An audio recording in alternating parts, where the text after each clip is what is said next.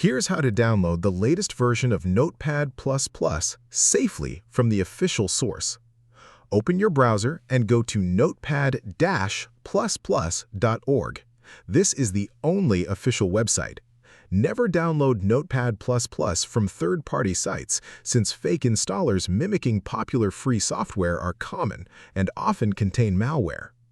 On the download page, you will see the latest release at the top. Click on it to open the version details. Scroll down and select your version. For most users running a modern Windows 10 or 11 system, click Download 64-bit Installer. If you are on an older system, choose the 32-bit option instead. Click the link and the setup file will download immediately to your Downloads folder. Once downloaded, double-click it and follow the on-screen installation steps. The defaults work well for most users. Notepad++ is completely free and open source. There is no paid version, no trial period, and no account required.